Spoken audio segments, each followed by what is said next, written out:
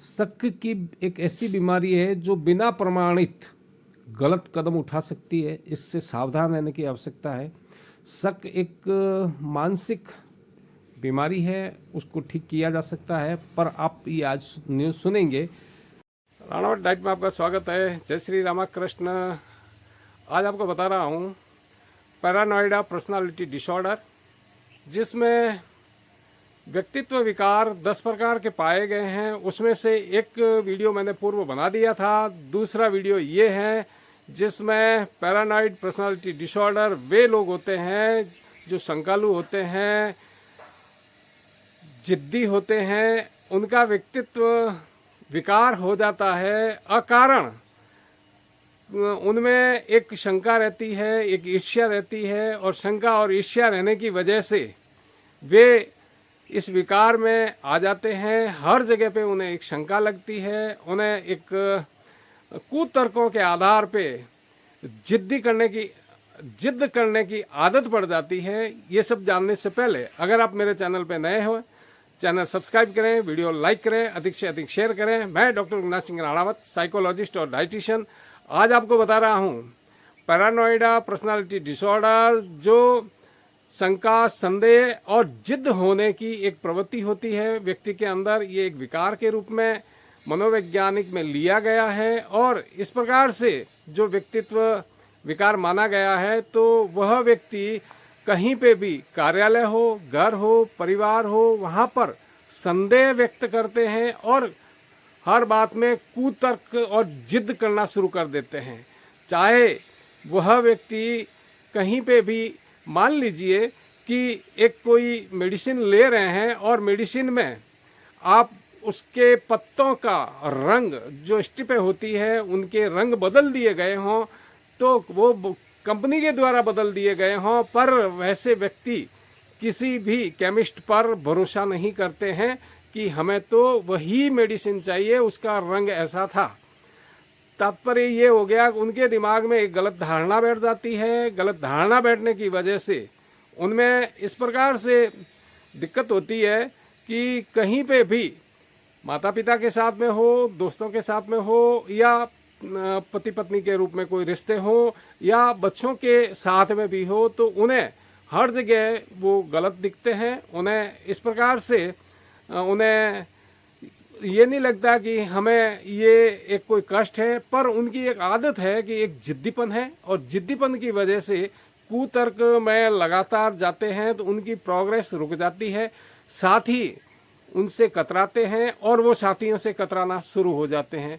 तो इस प्रकार से जो भी कोई व्यक्ति होते हैं, उन व्यक्तियों में ये एक प्रोग्रेस में बाधा हो जाती है, और बाधा होने की वजह से वो लोग अपने आप को हकीकत में सही मानते हैं, पर वो सही नहीं होते हैं। उनकी जिद उन्हें प्रोग्रेस में बाधा देते हैं और समस्याएं आगे विकास में उत्पन्न करते हैं। इस प्रकार से जो व्यक्तित्व है, उन्हें समय पे संज्ञान जो सही ले लिया जाता है, उन्हें जो गलत सीखा है, और खास करके मैंने ये देखा है कि जो बचपन में कुपोषित होते हैं, वो सभी बच्चे चिड़चिड़ापन में आ जाते हैं, और चिड़चिड़ापन आते ही उन्हें हमेशा एक रूठने की आदत होती है, और रूठते ही उन व्यक्तियों में एक भाई से दूसरे भाई या बहन के अंदर, उनके साथ में उनको ये एक जलन होना शुरू हो जाती है। और तो धीरे धीरे ये बड़े होते हैं, बड़े होते हुए भी उनमें ईर्ष्या और जलन की भावना रहती है, और ये जलन की भावना निरंतर रहने से उनमें उन विकारों का सामना करना पड़ता है। तो उनकी जो प्रोग्रेस है, बाधा है, वो थोड़ी लंबित रहती है। तो उसको दूर करने का सबसे आसान तरीका है, आप अपने निकट किसी मनोवैज्ञानिक से संपर्क कीजिए और उनसे। तो जोधपुर जिला राजस्थान के अंदर आया हुआ है, वहाँ से खबर छपी है 15 फरवरी 2024 की। शक के चलते चाकू से पत्नी का गला रेता, खुद ट्रेन के आगे कूदकर दी जान। पत्नी ने जान बचाने के लिए किया काफ़ी संघर्ष। भास्कर न्यूज़, कोटा। उद्योग नगर के प्रेम नगर इलाके में एक व्यक्ति ने पहले तो अपनी पत्नी की चाकू से गला रेत कर हत्या कर दी। उसके बाद खुद भी ट्रेन के नीचे आ गया और सुसाइड कर लिया। हत्या की वजह वह पत्नी पर शक था। आरोपी भामाशाह मंडी में हमाली करता था और पत्नी किसी कबाड़ी के पास काम करती थी। पति को शक था कि उसकी पत्नी के अवैध संबंध हैं। हत्या करने से पहले बाद में उसने सुसाइड नोट भी लिखा, इसमें उस कबाड़ी का नंबर भी लिखा है और कहा है कि इसकी वजह से यह सब हुआ।